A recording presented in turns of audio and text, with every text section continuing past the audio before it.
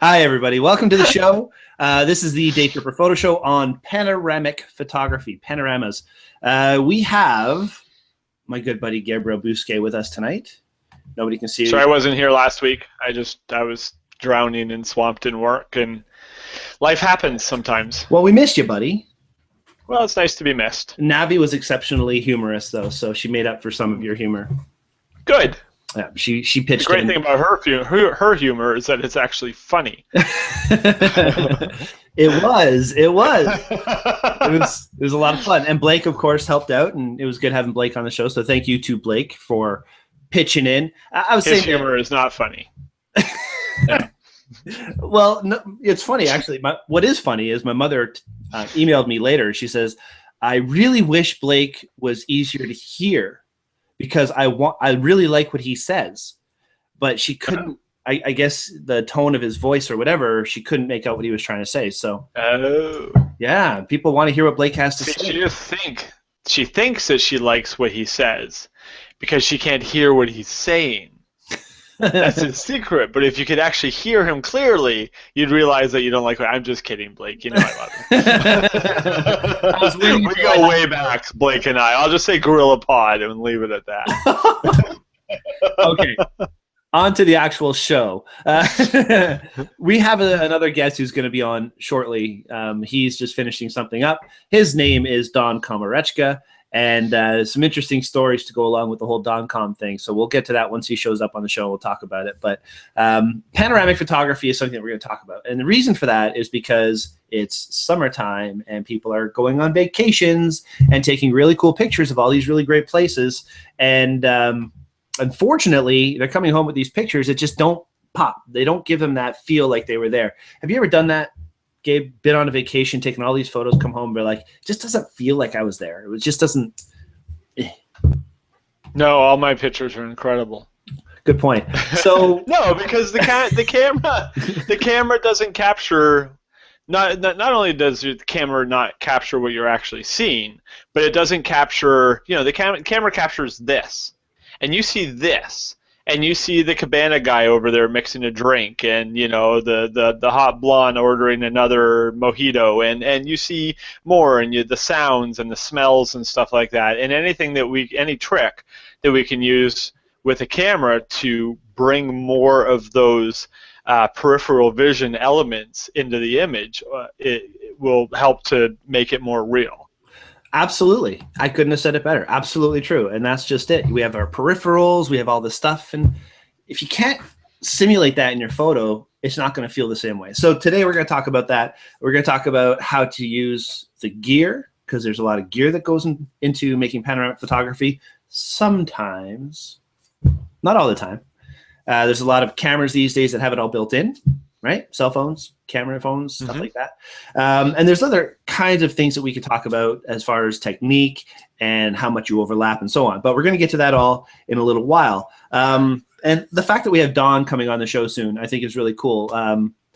Don is one of those photographers that comes along every once in a generation, I guess you could say, who has a finer understanding of light and gear and technology and math and all these different things and art that go into making interesting photos. And when he thinks, or when we talk about something, he can just go on and talk about all of his experiences and all of the different abilities that he has to do these great things. So having somebody like that come on the show will let us sit back and relax and not talk as much at times, and also give the viewer some really cool ideas and tips. So I'm super excited to have him come on and talk about that.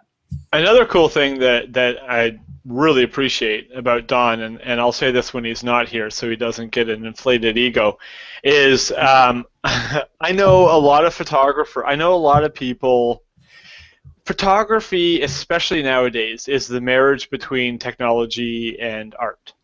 And knowing computers can help you become a better photographer because you can understand the software and you can understand the hardware and stuff like that a little bit more intimately. I know a lot of photographers that have memorized their f-stop scales, that know the ins and outs of every lens and the this and the flux capacitors and you name it, but they're not really good photographers. They're so technical in their photography that, they say that, you need to know how to you need to know the rules to know how to break them, right? And if you just always shoot by the rules, then a lot of times the photography can just be very bland and dry, where something may technically be a good picture, but if you don't have the vision, then the vision is what the creativity is what really makes it pop. And Don is a beautiful marriage of both. I mean, he is more technical than any photographer I've ever seen, but his photography is so stunning and so moving and so well shot and executed and envisioned that it's. I tell you the truth, I don't really like the guy. I was going to ask, like, where did this hatred come from? It's absolutely true. He's a talent, and it's great to be involved in a community where there's somebody like him around. So, and I'm double lucky because I'm in his cohort in the Arcanum. So he's actually my master in the cohort on this online photo mentoring thing. And, he gets to do these other things with me, too. And we just announced about 3-4 days ago, something like that, about a Don Komarechka Daytripper Photo macro photography class at Don's house in Barrie, and it sold out within a day. So that was pretty awesome. And I talked to him, so we are going to officially announce now. Don's not here yet, but he will be as soon as he's free. But I'm going to officially announce it right now that there is a second date added, August the 18th. It's a Tuesday. It's going to be the whole day. Once again, same session, just a second session. And people, if you want to register for this, please do it very quickly. It is there. I think there's 3 spots left already for the second session. Awesome. So wow, that's filling up quick. It's pretty ridiculous. And it's a testament to Don. I mean, this is a guy who people have seen and like, and he wrote the book on snowflake photography and all this. But again, since he's not here, we're gushing, which is kind of weird for us. But once he gets here, we'll be like, yeah, whatever. You're okay. Meh. I ain't done yet. Anyway, it's going to be a fun show tonight. Before we get to it, though, I just want to remind everybody, if you like what we're doing here on the show, please go to our YouTube channel, like, subscribe, share it with your friends, tell the world that we're doing this. I'm happy Gabe's back. I always feel better doing a show when Gabe's around because we've been doing this so long now that it's just fun, and it's like you're missing your arm when I'm not here. Feel like this all the time.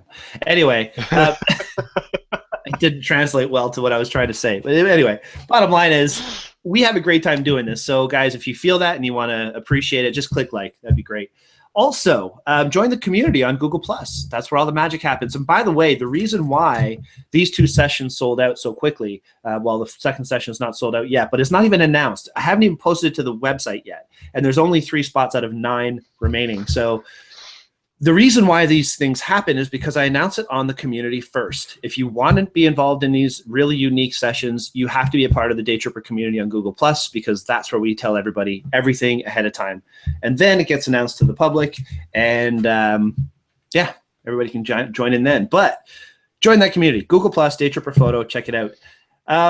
For those of you who are watching now, and I see there are some viewers, which is great, please click Q&A.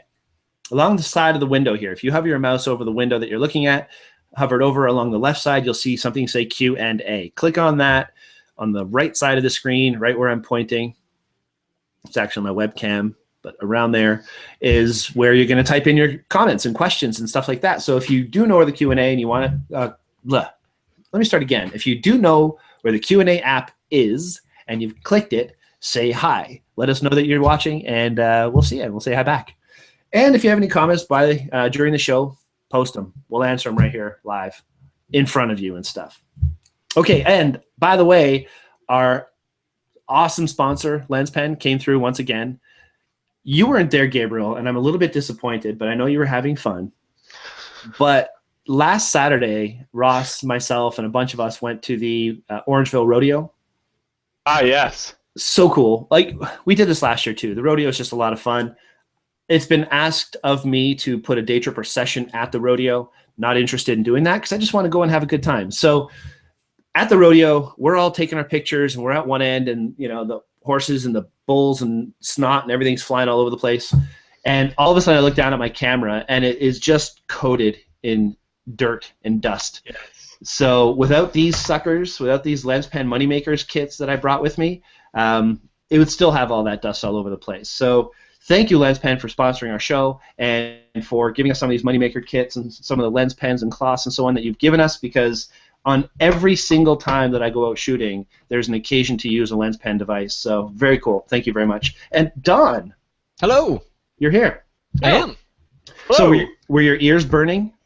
No, they weren't. Although I rushed from, I was just teaching a class in my classroom right across from my office, and it ran from 6:30 to 9:30, and I was like, oh shoot, I told Brian I could be on this podcast, so I'm really going to have to get my button gear and jump in a few minutes fashionably late. Well, no, that's fine. I appreciate it, and we told the audience that you would be here a little bit late, but we were talking about you. That's why I thought maybe ears might be burning. So, Don, thank you so much. I just made the official announcement about our sessions. And I'm sure you already know about this, but there's only 3 spots remaining for the second session on August 18th, which is ridiculous. That's fantastic. Cool. So that means there's 9 on the first one and 6 so far on the second one. You got it. And wow, when you told me that the first one sold out so fast, I was like, man, Brian has an incredibly loyal and awesome group of people at Daytripper Photo to make that happen. So thank you everybody for your interest in the kind of stuff that I do, and for making such a great community, Brian. This is great. Yeah, it's pretty cool, and thank you for seeing that. It's lots of fun, lots of cool stuff. But today we're talking about panoramic. We're talking about making a wide image per se.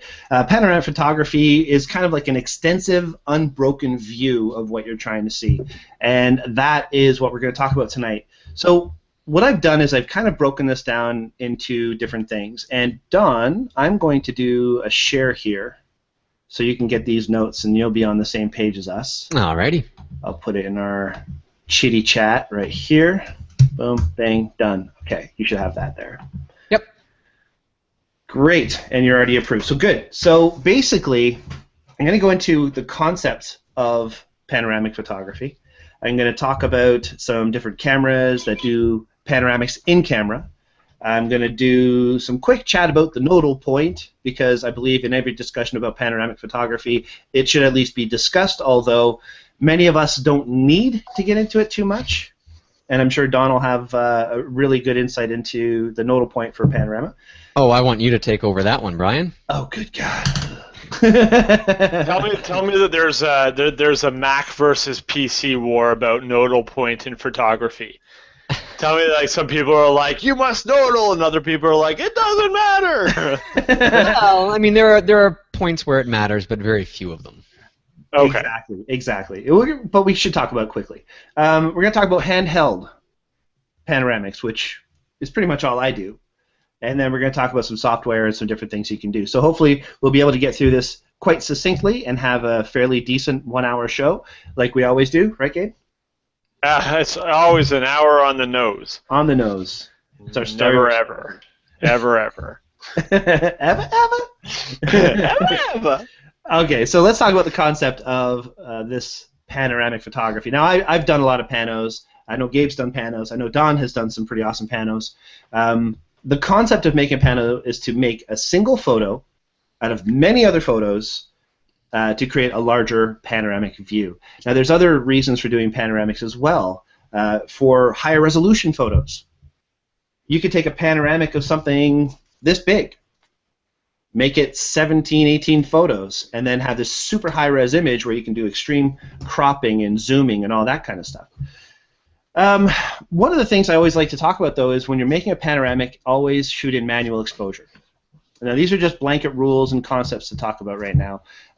Manual exposure is important because if you're in auto modes and you go from picture to picture or from scene to scene to scene, they may all be different exposures, and you want that to be consistent. Focus as well might be something you want to flip into manual. And usually you're going to want to shoot with a fairly deep depth of field. Again, this is stuff we're going to talk about more throughout our conversation, and there's different concepts, and there's always a creative angle to any of these points that you can override, because photography is all about your own vision, so that's fine. But in my opinion, if you're making a landscape pano, you're going to want a fairly deep depth of field. Now, wide lenses do that inherently, but there's negatives to wide lenses sometimes. That's why the most common answer to any photography question is, Well, it depends. I want to get a T-shirt made up saying "It depends." Well, honestly, one thing I've noticed in this whole world of photography is everybody has an opinion, and how do you argue whose opinion's more valid? Right. You don't. You don't. Yeah. And that's the beauty of an artistic expression kind of art form, is that you can interpret any way you want, and you can apply your own life experiences to your images, and everybody's becomes unique because of that, which I love. I mean, we were at the rodeo, as I just mentioned, and I'm standing here, and another person's standing here, another person's standing here, and we're all coming back with totally different photos from, it looks like, completely different angles. So it's really interesting to see people's interpretations. So when somebody comes up, and I might say shoot with deep depth of field, where somebody else may say shoot with a shallow depth of field and accentuate a specific thing, it's a personal expression or a personal interpretation. But one thing I think everybody should do is shoot raw. Do you guys agree? Yes. Yes. I was just teaching that in my class, too. Only one person in the classroom was shooting raw, and by the end of it, people were asking me how to switch their camera into that mode. Good. You know what?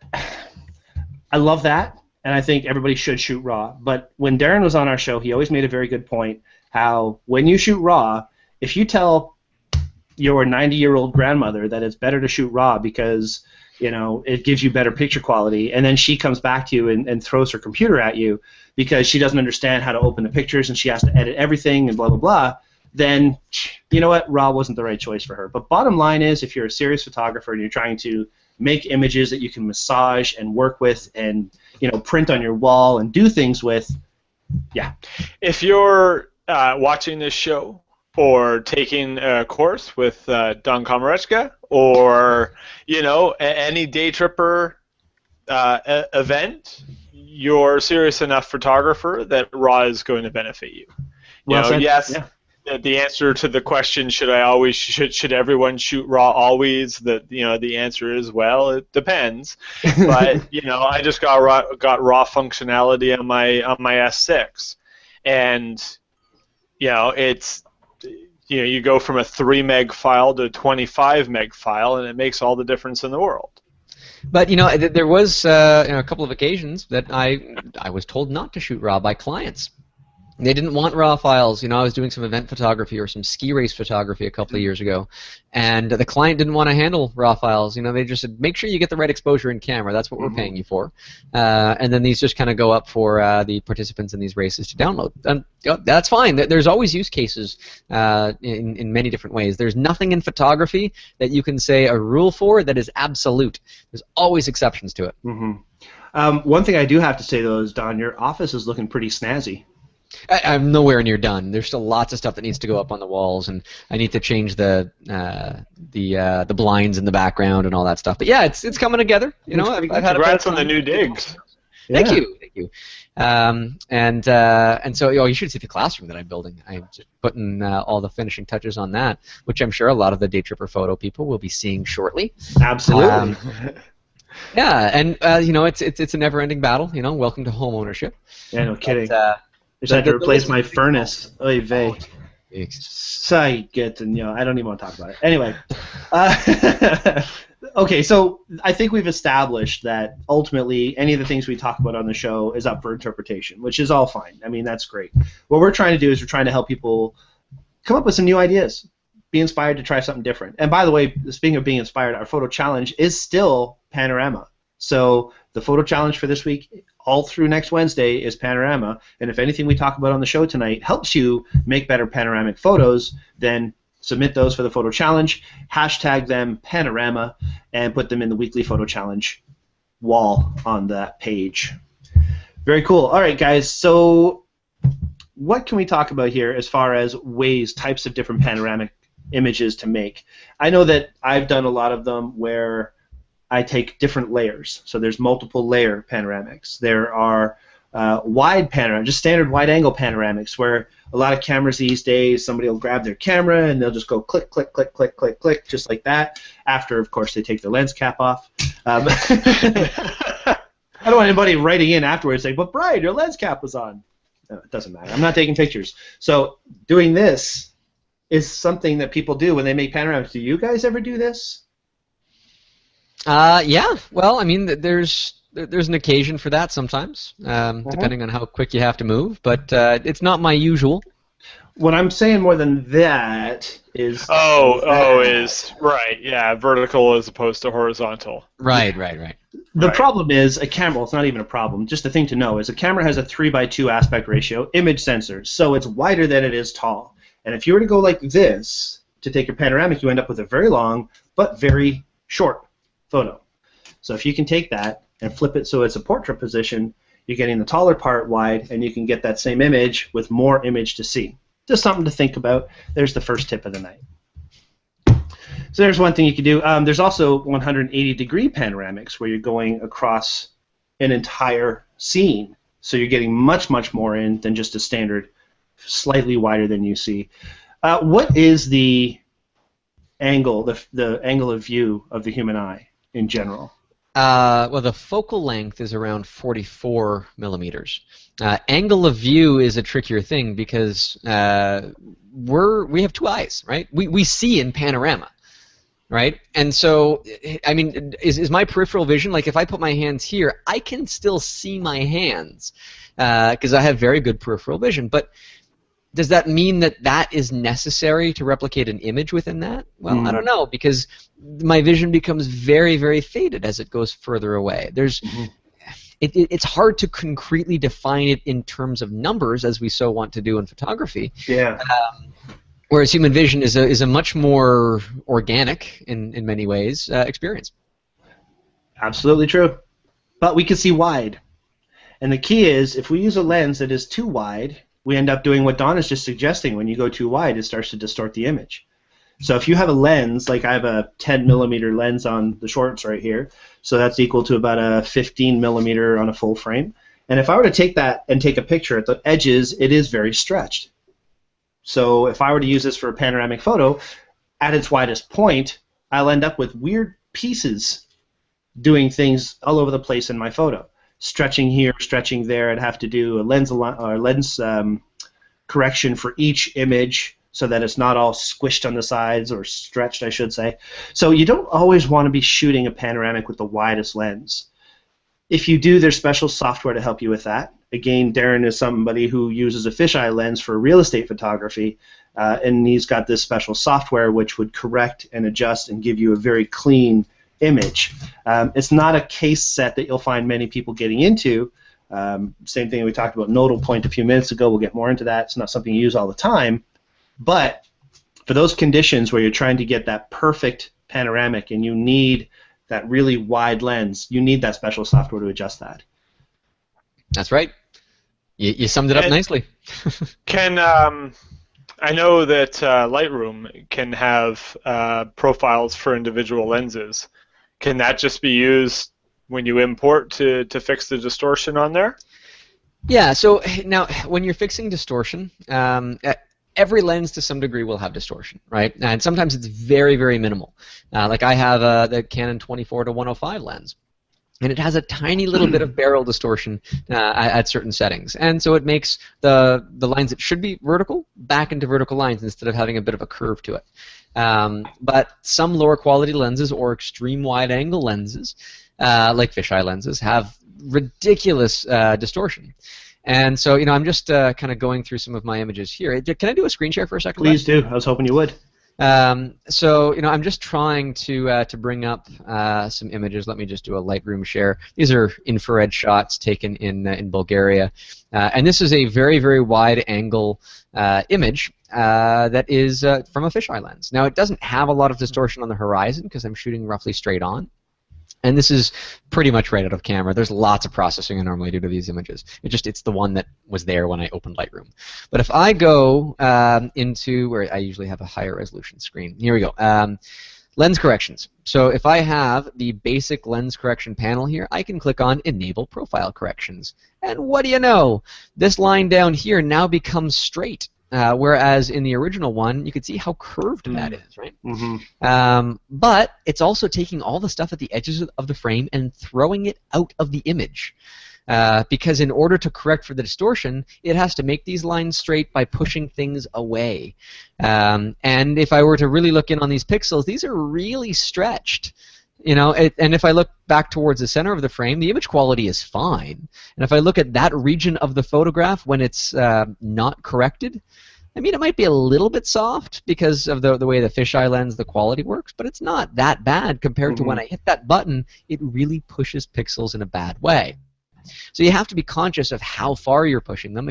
I would never take a fisheye lens and do something like this unless it was very deliberate as part of that process. Right, and that's extremely valid. That's really the point we're making here, is that choosing your lens for making a pano is important. If you want to use a really wide one, you're going to have issues with what that lens is going to do to your photo. So recommendations for what lenses to use. I'm going to start off with saying around a 50 millimeter range, 50 to 130-ish range. I like, one of my favorite lenses is the Canon 24-105, and sometimes it just doesn't have enough in that framing to do it. Sometimes it's just a little bit extra that I need. So the point is that I'm not going to go and switch lenses. I might shoot 2 shots in order to make that happen at 24 millimeters. If I want to really push the limits of getting in a lot of extra data, I might put it towards the 50 millimeter range and do some interesting things there.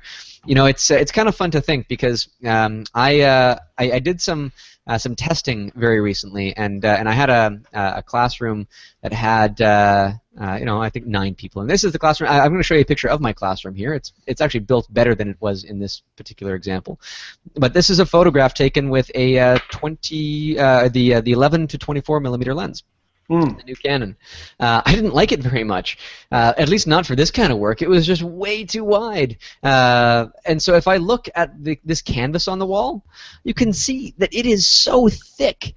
It's actually appearing in this image twice as thick as it is in reality, because when you get to the edges of the frame in this context, it's really, really stretching pixels.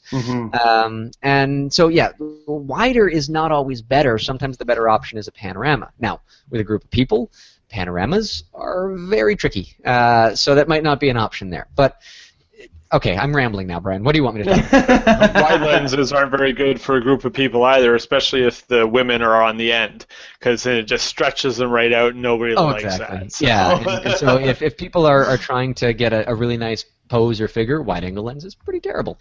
But when I'm trying to put together a panorama, it has a purpose, right? It has to have a scope that is important to the subject, that I'm trying to gather more information that is useful to support the narrative of the photo, to support the subject in the photograph, and more importantly, adding that extra information doesn't detract from the subject. A lot of times people will just shoot panoramas because, oh, this is a beautiful scene, I want to see it in my camera the way that I'm seeing it here, turning around and seeing something so beautiful. But you don't see the world the same way that your camera does. If you just take that kind of scene and do a panorama, you'll be adding far more clutter than you are any value to the image. Good point. I'm just going to do a quick screen share here to emphasize Gabriel's point that he made a minute ago. This is a shot taken on one of our first trips to Algonquin Park. Now, the spacing that we had, it was just a sidewalk. This is the Nikon 14-24, and you can see that it's not very far away, and we've got an entire 14-seater stretch Lincoln Navigator limo there.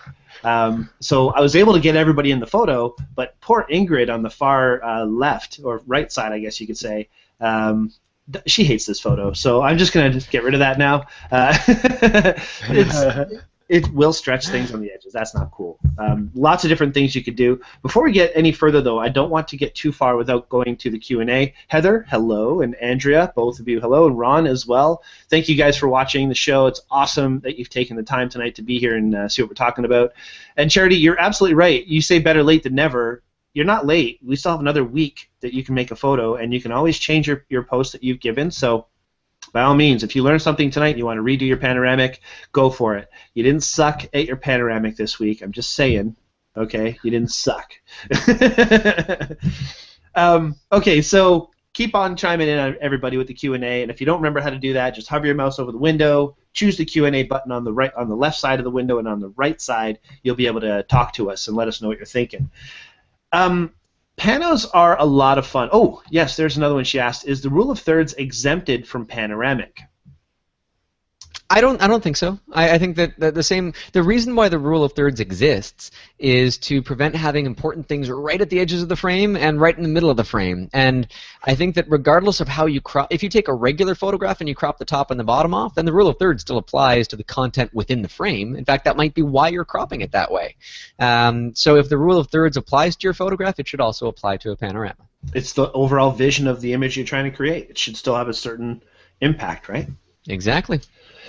To do another quick screen share and to talk about how different focal lengths or how panoramic can be handy with different focal lengths, I do a lot of urban exploration. You guys know that. Don, I've done some with you. I've done some with you, Gabriel. Oh, you're welcome, Charity. No problem. And one of the things I've done is sometimes I'll show up to these walks with a 50 mil. That's it. Me and my 50 mil. That's it. I don't like bringing too much kit. Although if I know I'm going somewhere and I can get creative, I'll bring extra stuff. But if hypothetically I bring just a 50 millimeter lens, and I happen to go to, say, an old abandoned detention home for children, something like that, where they have prison cells that are only about 6 by 9, very small. That's what this is here. This is the Kennedy Detention Center in Uxbridge, and it was such a small little room, but I only had my 50 mil. So by making this a panoramic photo, I was able to take multiple images and give you a wide field without it looking too stretched or too distorted by using a fisheye that I didn't have with me or whatever other means. So it's nice to be able to use the lens that you have to create a wider image. And that's just another way you can use pano. And sometimes you want to get wider than the widest lens might even allow you to do. So if I may share something here again, Brian, just to kind of round out the ideas for panoramas. Do it. All right. Actually, let me just bring up Photoshop here and do a quick share. So this is this will be the inside of a monument in Bulgaria, also urban exploration. You mentioned that, and so I thought of this. This is a big dome, but in order to get it all in one photograph, I couldn't do it. So I put my fisheye lens on the camera. Even that couldn't do it. This is a grid panorama fisheye composite, which is unbelievably difficult to do with architecture because all of these lines have to somehow reconnect through the distortion. And it creates the final piece. So sometimes the processing of that can really make me pull out my hair, but the end result I think was worthwhile. Now this is from the same location. This is done from the base of that same building, and this was done as a panorama because I knew that I wanted these lines, these mountain lines, to hit the bottom corners and the edges of the frame all across, and to create. This was the view that I was captivated by, but the camera was going to chop off most of the left and the right, and I don't think that would have done the photograph the justice that I think that it should have had. Now, I have a question for you on this shot. Yeah. Sorry to interrupt your train of thought, but I see a lot of. It's like the mountains are right behind each other, and they're probably really far away from each other.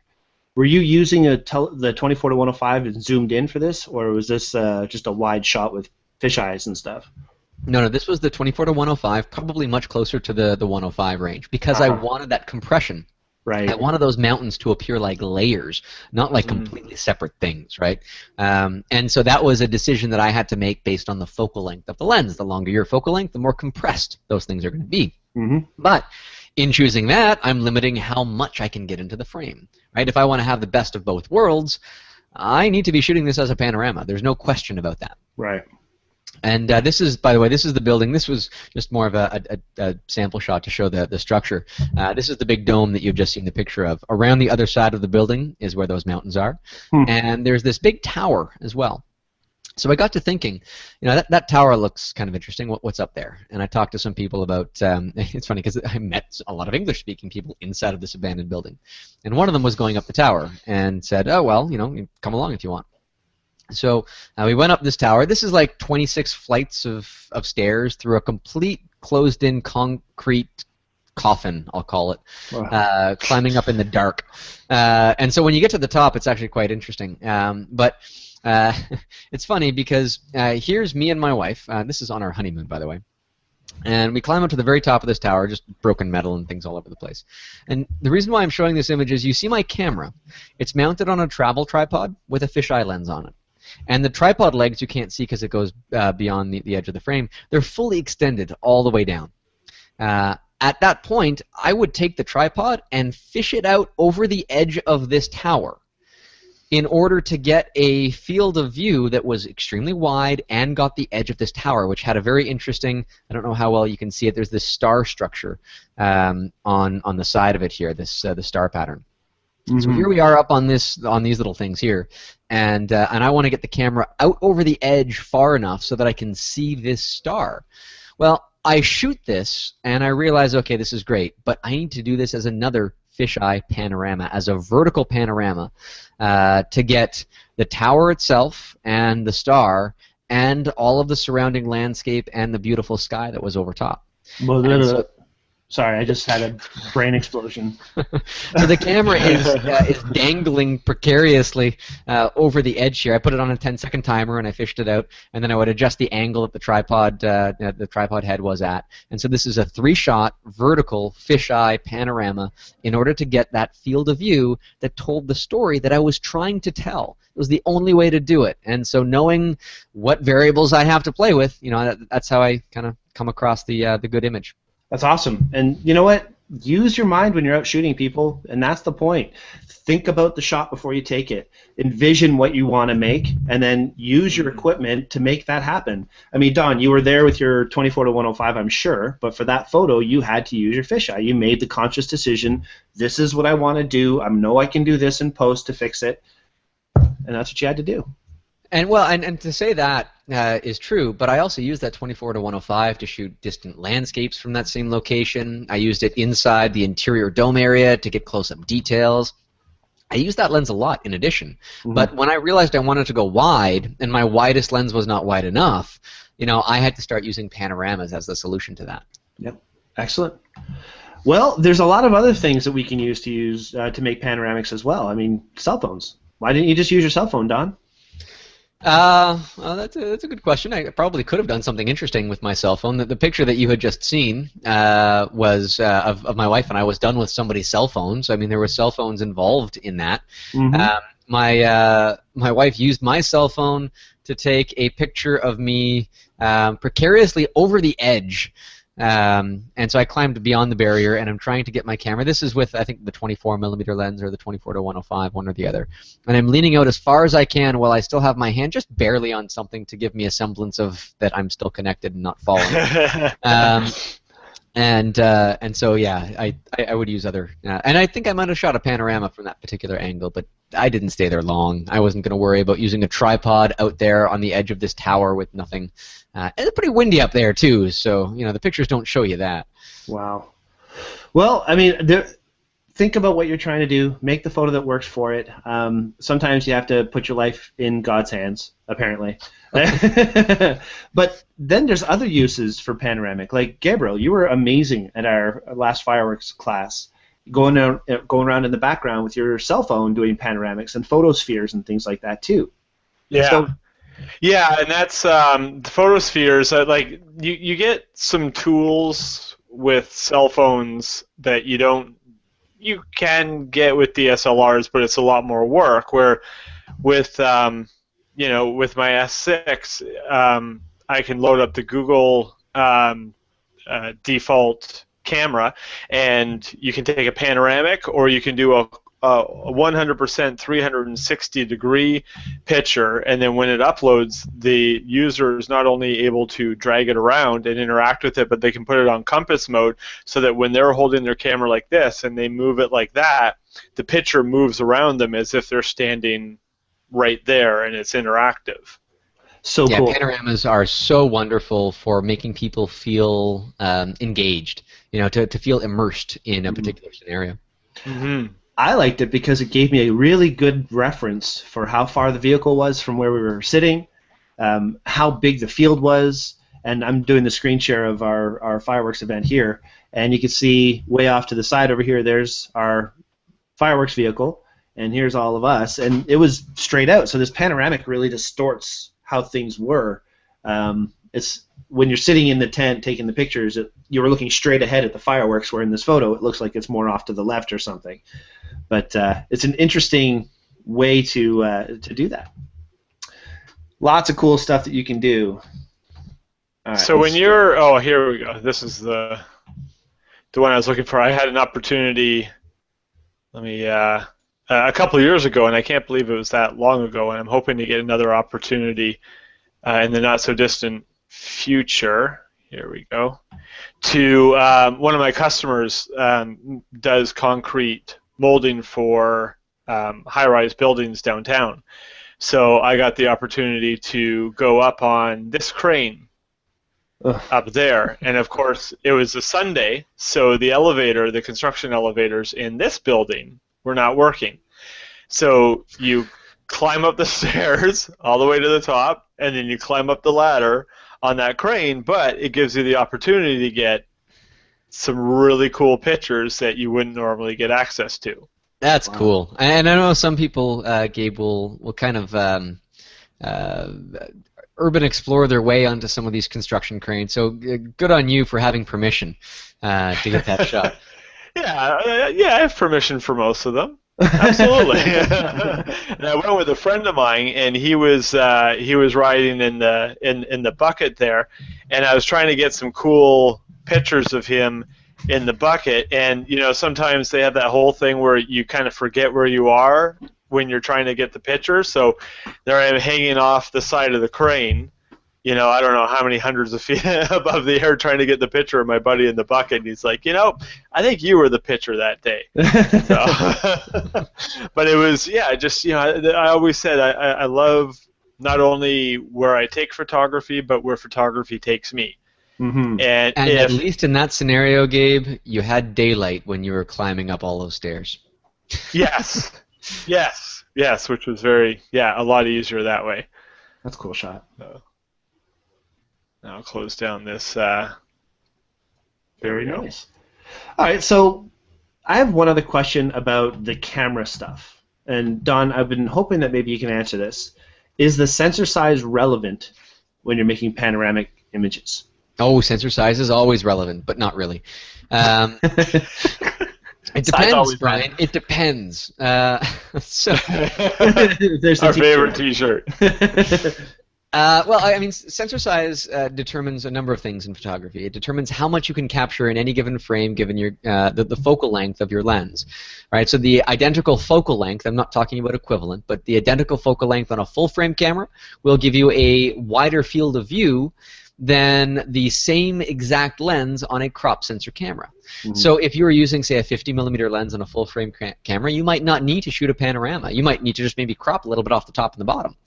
But if you're using it on a crop sensor, you're only getting the center of the image circle that lens is able to produce, and thereby you're not getting as much information. You're getting a narrower view right in the center, and so a panorama might be a more viable option for you. Mm-hmm. So that makes sense. Andrea, she just pipes up and said it made her sick looking at that photo there, Gabriel. It's one of those things. Like I was like, okay, I'm trying to get the picture, but the crane's in the way, so I got to scooch out a little further, and then he took a picture of me, right, and showed it to me after. I'm like, yeah, my wife won't like this picture. What I think is funny is she said that your photo made her feel sick, and then Charity says how beautiful Don's photo was. So, Don gets the beauty, and Gabriel gets the sick. Hey, I was hanging out on like a building that was abandoned decades ago and stripped for all the scrap metal value.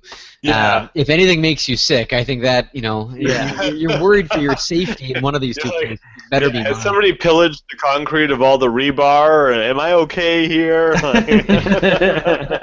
Whoa! Not fun.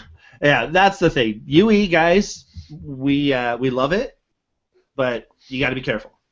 Moving on. Take your belt off, hold on to it with one hand, give the other end to your wife. It's like, honey, I'm just gonna lean out a little bit,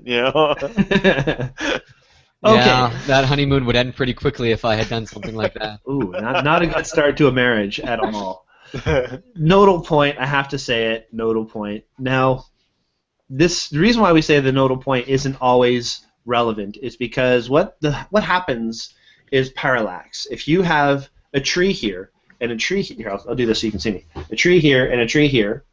I gotta get another pencil. Let's make this real. Boom, boom, boom. 2 trees. This one's a very small tree. Whatever. If I were doing a panoramic image, it'll make them either look like they start to do this if you're not careful. So the idea is to get them so that they are literally in the same line, and if you don't have that right nodal point set, or you're not paying attention to it, you end up with this parallax, which is not good if you're in real estate photography specifically, where you have pillars in a room where things start to look funky when you line it up wrong, or even just straight lines, like in the building that you were taking the photo of, Don. The interior, you said all those lines and so on. I'm sure you would have had to. I mean, you had to do crazy correction most likely, and that's what you do. I mean, you're the snowflake guy. You stack 70 layers. And, I had to do a lot of manual correction in that, but I mean, you can easily experiment with this with your own vision. Like I can hold my hand up here, and I can see that in one eye it's covering the camera, in the other eye it's not, and I can close one eye and open the other, and I can see back and forth, and so now I know my hand is in 2 different places in both versions of my vision, and so like I can kind of see halfway through my hand and halfway my hand as well. The human brain does some really weird stuff to combine those 2 different things to prevent you from actually noticing parallax, but the camera doesn't. Right, the camera, this is going to be a bigger problem, because then if you have those 2 different disparate things, if the camera was in 2 different positions and you have a different perspective from one image to the next, well, how does the software join those 2 images together? It's very difficult. I will say it's gotten a lot better in the last couple of years. The algorithms work some magic to figure out how this is supposed to work. That's not supposed to be a crutch for taking the image properly to begin with. Right. Did we, just really quick, did we go over what the nodal point is? Not exactly what it is. So that was you, Brian. Okay. You were supposed to do that. So on every camera somewhere, if we can zoom, if we can focus, there we go. You'll see a little image like this somewhere on your camera. Some cameras it's on this part here. I think some it's on the side, but on Canons you'll usually find it there. I think Nikon's it's in the same place. And that little line there indicates where your sensor is. The sensor on the camera. plane. Or that's the filter plane if you're going back a few decades. Right. So if you were a normal tripod, will hook your camera up to that little section there, which is actually, now that I look at it, pretty close to the nodal point.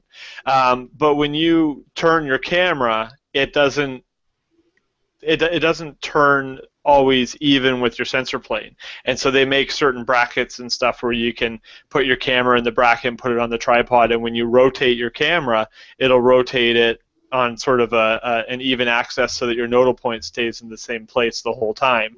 But it was going back to what Don was saying, is that if you shoot without using the nodal point, it can change your perspective. Yeah, so the definition of nodal point, and that's all extremely relevant. You know, you have to know where your sensor is, and you have to know where your lens is, and where your light's passing through. It's either of 2 points on the axis of a lens or other optical system, determined by extending an incident oblique ray and the corresponding. I hate doing. Yeah, I know, right? I'm done.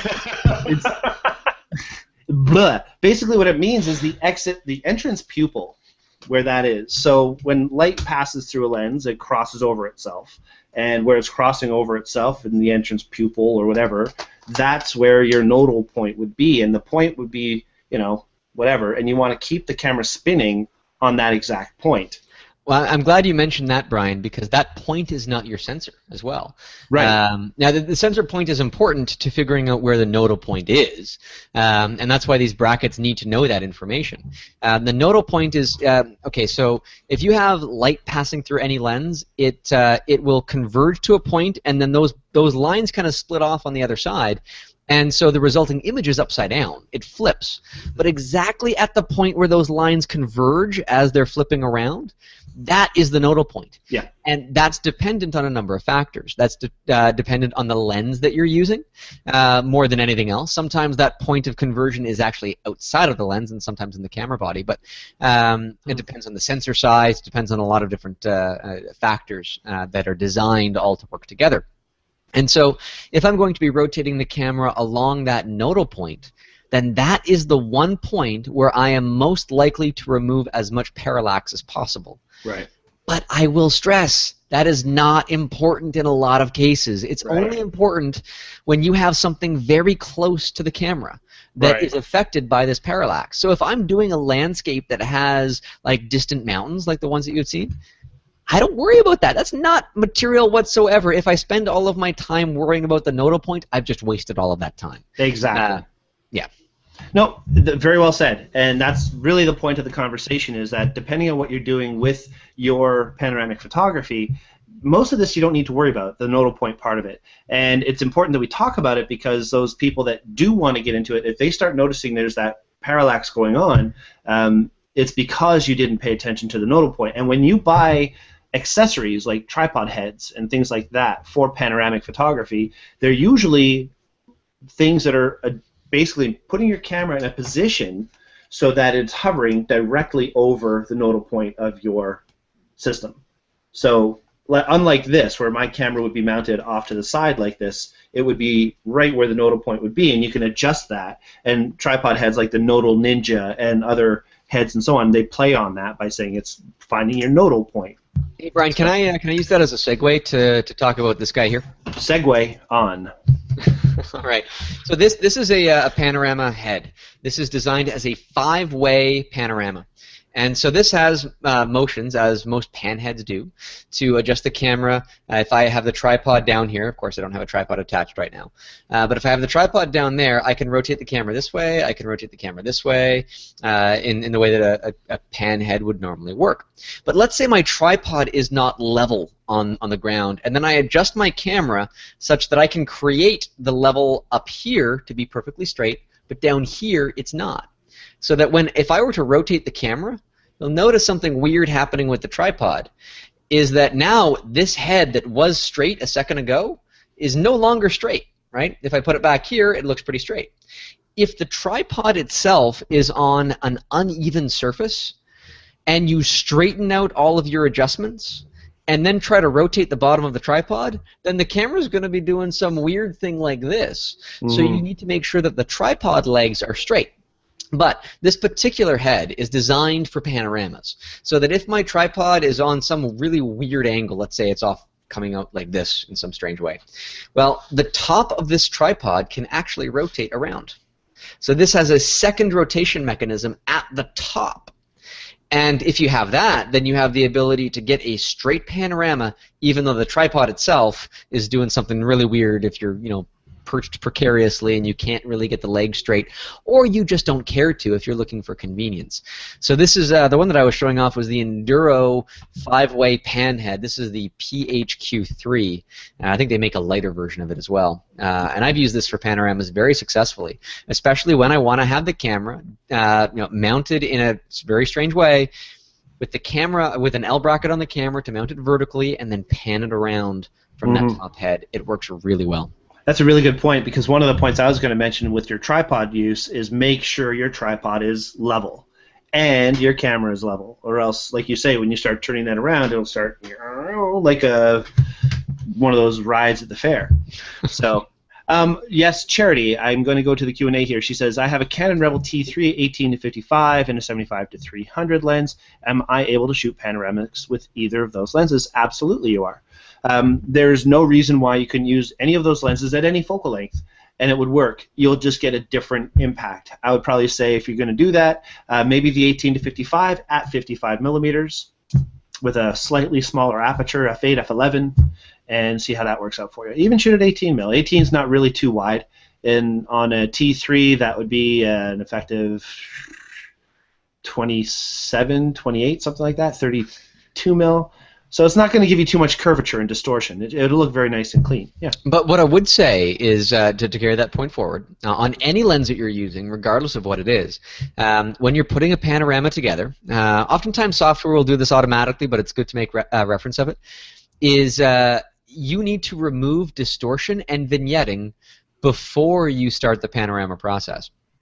Photoshop works really well to remove a lot of that stuff on the fly, but if your lens has a lot of very noticeable distortion, what I do for processing a panorama is I take it in Lightroom, say all my images are in Lightroom, that's how I start, and I will edit one of the photographs to be exactly the way that I like.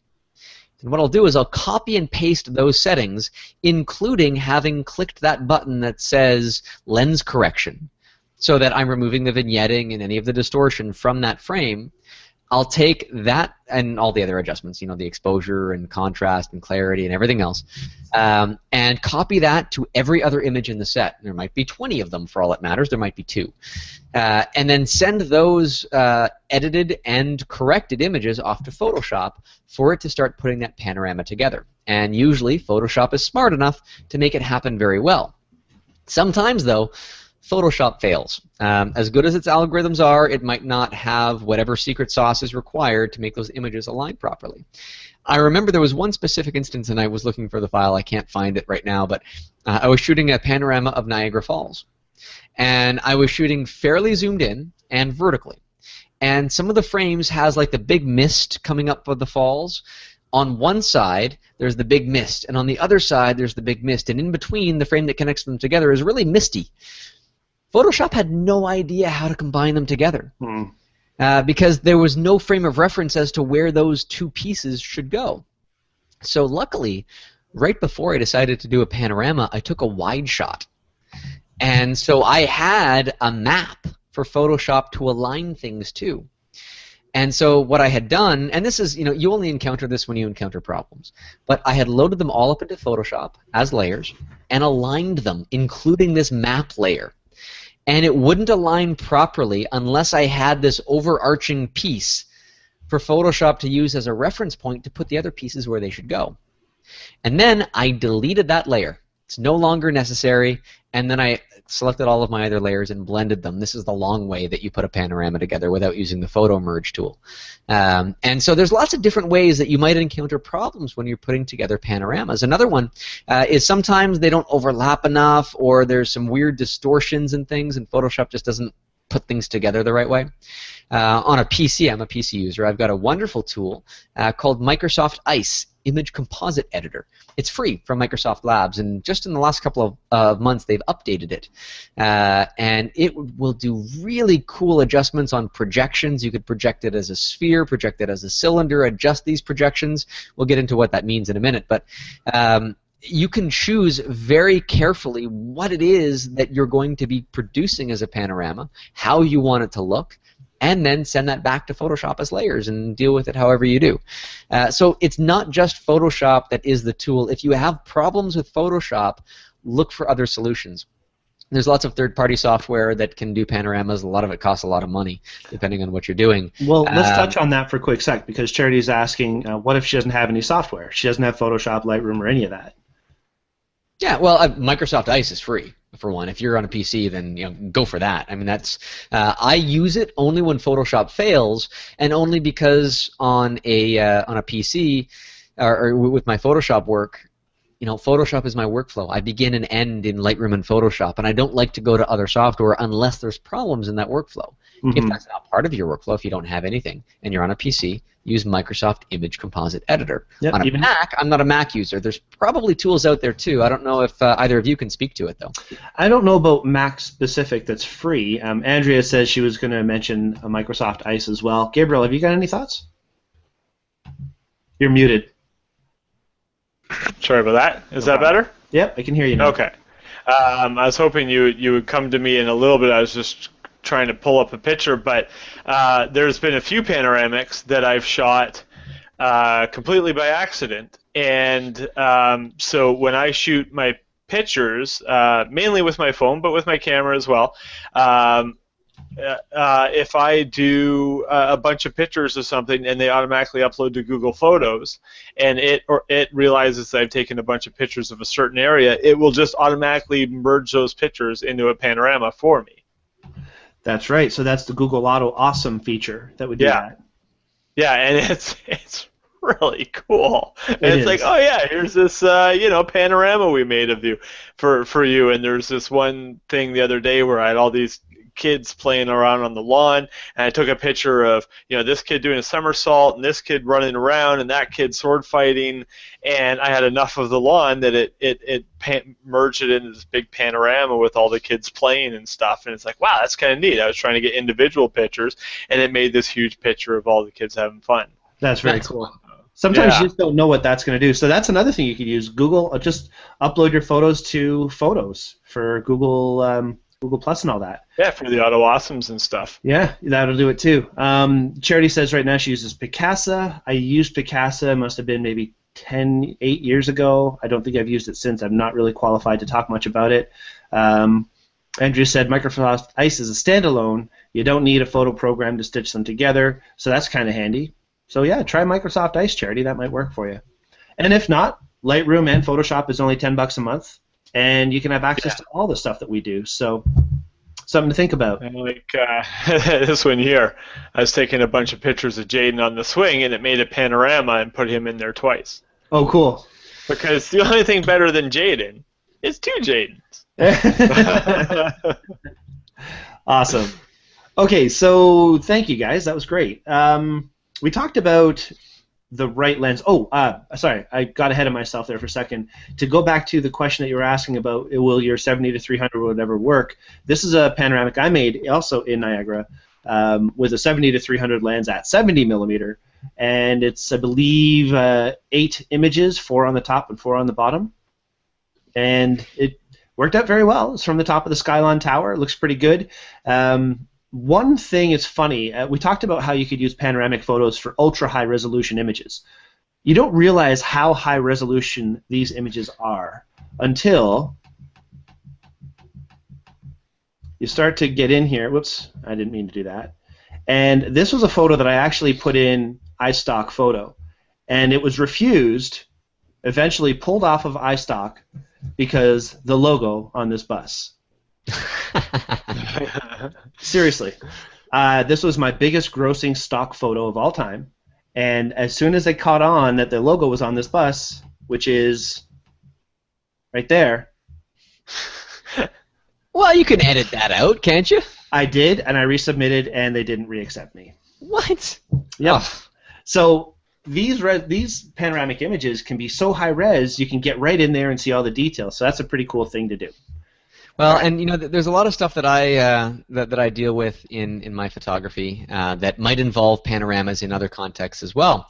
One of them, you're talking about detail, Brian, and I think that one area of detail that's very important is when you're doing anything with regards to, say, artwork reproduction.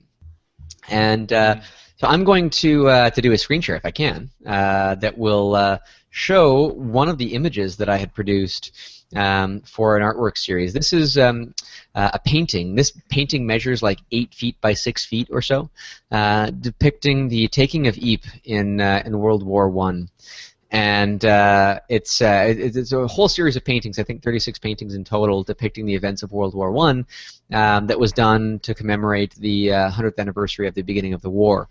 And it's a very somber moment, and all. It's a beautiful painting to see, and I needed to replicate the beauty and the detail when they were going to produce reproductions and to print it into a book and all these other things. And so if you'll see here, it's like 8.33% of the resolution. If I zoom in on this, and I really, really, really, really zoom in, you get to see every single brush stroke used in every single part of this image. And this is done by shooting this as a panorama, as a grid panorama, combining many multiple photographs together to create as much possible detail as you could imagine, so that when this image is reproduced as a reproduction, that every detail from the original is kept in this. Now, if I had a 200 megapixel medium format camera, I might have been able to do that with the same amount of resolution. But I have a Canon 1DX, which is a very expensive camera in its own right. But if you want to have a camera, a medium format camera that can shoot at 200 megapixels using shifting pixel technology, I would have to I'd have to take out a mortgage on like $150,000 in order to afford that kind of gear. To accomplish that without spending so much money, just shoot a grid panorama and do it right. This is actually done in order, because this is a flat object, I'm physically moving the camera horizontally. So I would take one row of pictures and I move the camera from one point to another point to another point to another point, and then I lower the tripod Do you use a rail for down. that, or is that handheld? It's on a tripod, and there's markings on the floor that I've put down to get it in the right position. Okay. And so then when I've done one row, I do the next row down, and then back and forth, and the next row down, and back and forth. And it's like an excavation, pretty much. You have your grid pattern, you follow it, you go across, you do your thing, and make sure you don't forget anything. Yeah, there's uses for it. That's more of a professional photography kind of thing. Very few people are going to encounter that. But it's just a fun idea to think, looking at the detail that you need to capture, what is necessary detail versus what is acceptable detail. If you're happy with the detail that you get in your the new 5DS and 5DSR are out now, they're 50 megapixel cameras. Maybe you don't need to do a panorama if you're shooting that. But I just bought a brand new printer, a 44-inch printer, and I'm going to be printing like 70 by 40-inch canvases. I want as much resolution for that as I can get. There is no limit to the amount of resolution that I can crave to make a big print like that. So panoramas, especially grid panoramas like that, come in very handy. Yeah, for sure. Andrea says that she's using the old ice. She can't figure out the new one. It won't stitch photos together that the original one did. Is there a trick that she's forgetting?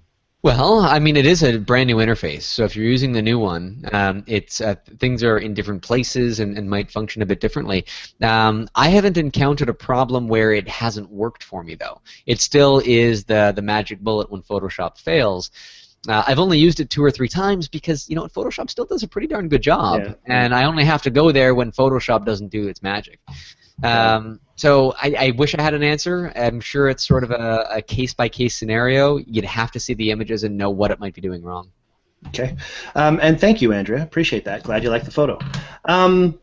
Let's talk about how to actually do this. We're almost out of time. We're technically out of time, but we're going to just finish up here. To shoot a handheld panoramic, that's majority of what I do, and I kind of roughly touched on it before, but there are some guidelines to follow. First of all, if you're going to say use a 50mm lens, then you go on to overlap your images by about 25%. So if I'm standing here, holding my camera, in this position, and I just stand and pivot, picture, overlap 25%, picture, overlap 25%, picture, and so on and so on, and I'm kind of keeping my body centered. Now, I will say Photoshop requests a 45% overlap as a default of what you should be shooting, but I've always, just like you've said, Brian, I've been able to get away with so much less than that. 25 is usually what I go for. However, if you're going shorter than 50mm, it's recommended you go 50%. So it depends a lot on your focal length that you're shooting at, and I'm like you. I just basically just do it. I overlap. I leave a little bit of that much overlap. I do it, and it's always worked out well. It's not a scientific thing. You don't have to measure it. Exactly. It's just a guideline, as I say. More like guidelines. Anyway. Yeah, usually what I do is, because I usually have the rule of thirds grid up on my screen when I'm shooting, and I just use that, so I know I'm always overlapping by a third. Perfect. That works well too. And make sure you overshoot when you're doing that too. A lot of times you'll find that you'll come home, and when you stitch these images together, you have a big gap on the top and a big gap on the bottom. So if you're doing these panos, try and remember to get low and to get up high, and make sure you get all those little places. And then when you stitch them together, as we've said a couple times already, Photoshop, if you're using it, and please guys, $10 a month. Yeah. I was at a customer. It's more like $13 now, but sorry. I said with the exchange rate, it's more like $13 now. But still, yeah, I was at a customer's a while ago, and they wanted to use it for business. They weren't a photographer; they were using it for other things. And they're like, "So can you get me a copy?" And I'm like, "Yeah, I can get you a copy. It's $9.95 a month." And like, "Well, I don't really want to pay for it." I'm like, "It's not. How much is a latte at Starbucks?" and you drink 2 of those, you know, a day. Yeah. Right. I mean, it's like it's $9 a month. Yeah. Like, Unless you're 100 done, and then you have the full suite. But it's 25 or something. But it's Well, worth the full it. suite is 50, and so 50, I've got. okay. In my case, I need all of Adobe software. I use Premiere. I use InDesign. I made my book in Right. InDesign. I use Illustrator for a lot of client work. This is industry-leading software and very expensive software. If I were to buy on the previous pricing scale the full version of Photoshop, the extended edition, I'd be paying over $1,000 for a one-time thing. And then when they come out with a new version, I've got to upgrade to that and pay even $10 a month, guys. I mean, you're getting Photoshop and Lightroom and all the latest and bells and whistles. I mean, what do you spend on a lens? You might spend $2,000 on a lens, and you'll keep it for, you know, however long it is. It'll probably serve you very well. But it's such a sticker shock when it comes to that kind of photo gear. There is no sticker shock anymore when it comes to the photo software. Or even if you take bodies into account, you know, a body is a couple $1,000s, and as soon as the next one comes out, you're like, ooh, that one's really nice. Oh, and you're looking at another. There's rumors that a new Canon Pro 1D body is going to be coming out at some point within the next while, and I'm watching these rumors fiercely. I love my camera. It's 3 years old, and that's now considered long in the tooth. Right. And so I'm but thinking, with the $10 a month, when the new sweetness comes out, it just installs itself onto your computer. You don't have to remortgage the house to go get it. Okay, now let's take a half a step back, guys. We're all fairly technically savvy. We get some of this stuff. Maybe some people don't get it to the same degree. Andrea says it's just too dang complicated. Now, I agree. It is potentially extremely complicated. Curve. But just like anything, and we kind of talked about this earlier on the show, why would we shoot RAW? Because we care. Why would we buy editing software? Because we care. We want to make the best images we can possibly make. Please get proper exposure in camera. Please think about composition in camera. Please take your time and make amazing images. I thought we just point the camera at the right hemisphere of the Earth and we just crop it down from there. Yeah, sure. It's called Google Earth. Yeah, you do all these things you could possibly do to make your camera perfect or make your photo perfect in camera. But you know what? It's still not going to be as good as you remembered it because a camera can't do that. So massage your photo, finish your photo in some kind of editing software. It makes a huge difference. Picasa, go for it. Use it. It's a lot easier than a lot of things. But with Lightroom and Photoshop, you can watch YouTube videos. There's thousands of YouTube videos. If you look at my screen here, you go to help.adobe.com/Lightroom/tutorials, or just Google Lightroom tutorials Adobe, and you've got, like, look at all these here. You know, general Lightroom workflow, edit and organize, Lightroom CC interface, develop basics, like absolutely everything. Videos made by Adobe for Lightroom. Take a Daytripper photo course. We have workshops specifically on Lightroom. If you go to Flurn or DSLR, I mean, there's 1,000 YouTube channels out there. And you know the funny thing is, Gabe, is that the education, if you're paying for it, if you're taking a workshop or a seminar, like I teach at Georgian College doing Photoshop and Lightroom classes, if you're looking at the traditional pricing model of this software, you know, before they did all this, and I was teaching a Lightroom course, and I thanked everybody because I knew that they just paid more for the education than they did for the software. Right. And so it's not the cost of this. Maybe you have to learn, and like you said, there's tons and tons of free resources that if you can learn that way, if you can be self-disciplined and you can take sort of a one-sided conversation and put that to work for you, then that's wonderful. If you need to take a workshop, if you need to take any lessons as sort of like a one-on-one or in a classroom environment, and that's how you learn, then that's fine. If you have trouble learning the software, then just keep at it. I mean, just keep experimenting, tinkering. There's going to be a lot of happy accidents along the way that, you know, spark something in you. I can't remember how many hours I would have spent like in Photoshop 7, not CS something, but Photoshop 7 before all that, and just spent like 5 hours, and I just wrapped myself right back to where I started, and I wasn't happy with anything. But those hours were not wasted. Those hours were spent learning all of the ins and outs of how all of this stuff came together. And the next time I tried, well, maybe I, you know, found a good way to approach something in 2 or 3 hours. And then after a while, that 2 or 3 hours becomes 20 minutes. Mm-hmm. Maybe that becomes 5 minutes after I become very familiar with the software. And then they come out with new software. Well, okay, sure. But the point is, you have to put in the time and have patience. Mm-hmm. And look in the dark corners, where the cobwebs are. I was at a photographer's the other day, and he was showing me a headshot that he did. He's a great photographer, and I was looking at his work, and he's like, "Well, what do you think of this headshot?" And I'm like, "Well, that's pretty nice." Now, what I would have done with that, and I opened up Lightroom, and I, zip, zip, zip, zip, zip, and I showed him the before and after, and he's like, "That's amazing. How do you do that?" And I'm like, "Well, I just spent a couple minutes in the HSL sliders," and he's like, "The what?" There's all these. Mechanic taking a couple of minutes to change my oil. If I tried to change my oil, there would be an environmental catastrophe. Hey guys, let's go to the Q&A for a second here. So yes, Charity, you're absolutely right, and I've been in that boat. Trust me, Gabe. How long did it take for you to convince me to do the monthly membership thing?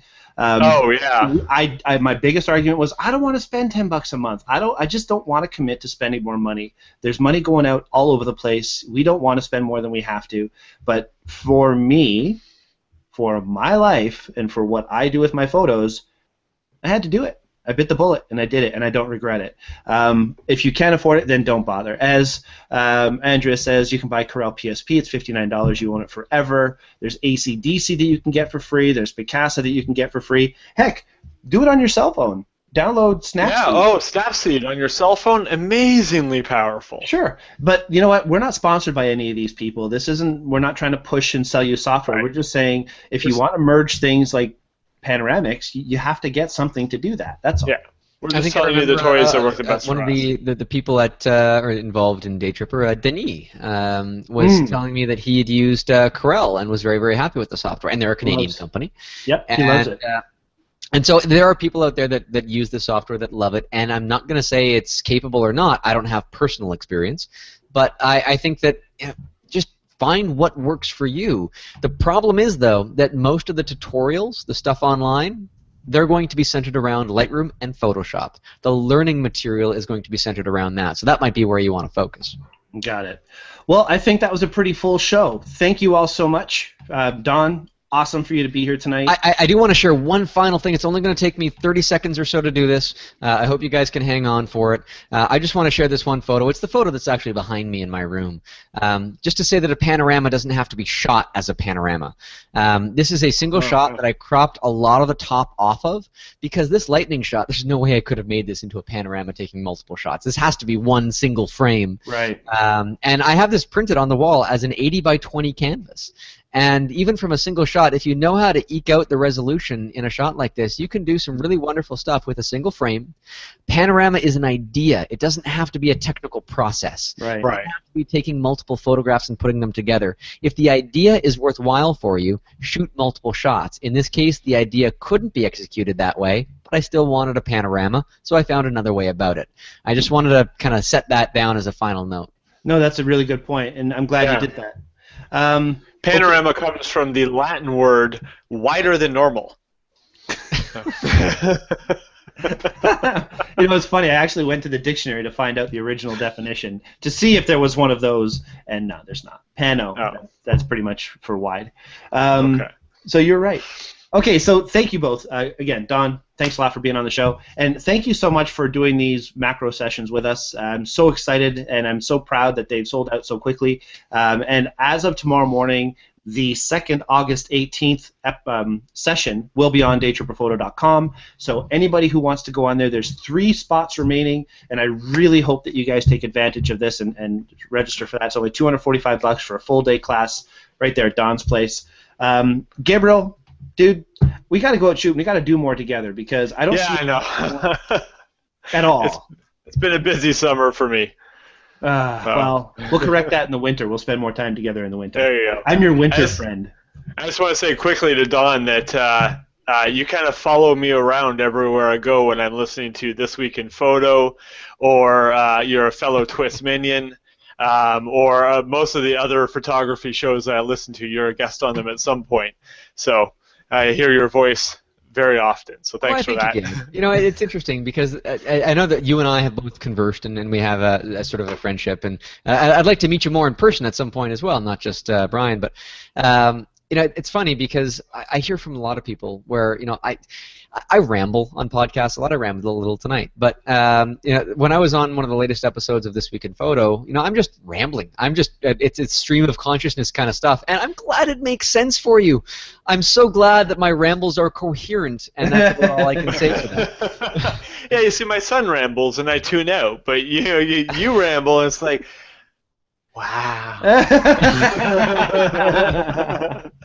Okay, keep the Just gushing soaking down. it all in. We did enough gushing before he came on the show. Yeah, so. probably. Oh boy. All right. Before we say goodnight, I just want to give a quick shout out to my friends Nick and Matt, the guys, the Flatliners, who are on the Great Canadian Race right now. They did episode 2 tonight on TV.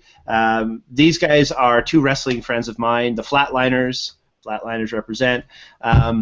These guys are awesome. They're super cool guys, and they're doing the Canadian Great Canadian. What is the Amazing Race Canada? That's what it is. The Amazing Race Canada. I know John Montgomery is the host of that. Mm-hmm. I think so. I've met him. He's a great guy. We were both nominated for an award from Georgian College because we're both Georgian College grads. Oh, very cool. Oh, cool. Yeah, small world. That is so cool. Anyway, yeah, so the show is going well, and they finished up the last episode last week in 6th place, so we'll see how they do this week. I'm going to go check that as soon as we're done the show. So I just wanted to say good luck to you guys, the Flatliners, in the Amazing Race Canada, and I hope you guys do really well. Remind people to register for the 3 spots that are going to be available for the Don Komarechka. Of course, I said it earlier in the show, so those spots are probably taken by now, but we'll see how that goes. Thank you, LensPen, for sponsoring our show, and of course, as always, thank you, Gabriel, for being on the show, and Navi, of course, who isn't with us tonight. She was busy doing other stuff tonight as well, but she'll be on again next week, hopefully, because Navi is badass. Okay. We should have a little podcast I listen to, and I'm sure Don listens to it as well, This Week in Security. Yes. With Security Now, is that it? Security Now, yeah, sorry. Yeah. And he's got this little thing in the background whenever he sells a piece of his software, you get a little yabba dabba doo in the background, so we should get one of those in the back. That would be cool. Nobody would ever hear it go off. That's the sad part. Gabe, I don't want to stretch this on any further, but I sat into a live recording of Security Now, and it was awesome. Really? And during some of the rants that Steve Gibson was going on, Leo would just mute his microphone and talk to me because he knows that Steve is just going on his thing. And so when I was talking to Leo in studio, I told him about my Snowflake project and the Indiegogo campaign I had at the time. And because of the conversation I had while Security Now was recording, I got 5 minutes of time on the Twit airwaves, which gained me more than enough money to produce the book that I produced. And I can thank Security Now for that. So that's awesome. Very cool. And just, again, last second before we leave, I just want to thank Andrea and Charity for being extremely active on the show tonight and for saying a lot of stuff to us. And I hope we did help you. You know, we realize that not everybody has a budget for this kind of stuff, and I maybe am a bit jaded because I sell this stuff day in and day out, and, you know, it's just kind of what I feel is part of what I do, so sometimes it's like, oh, God, just do it. But I get it. I totally get it. Life doesn't change until you make changes. So if you don't like what you're doing, if you don't like the photos you're making, then make a change. If you do like what you're doing and you're doing great, you're doing fine. No change needed. All right, that's it for me tonight, guys. That's it for these guys. Thank you both so much one more time, and thank you, everybody, for watching. We'll see you all next week. Don't forget, the photo challenge is Panoramic. Go out and make some. Have fun, everybody. Awesome. Take care.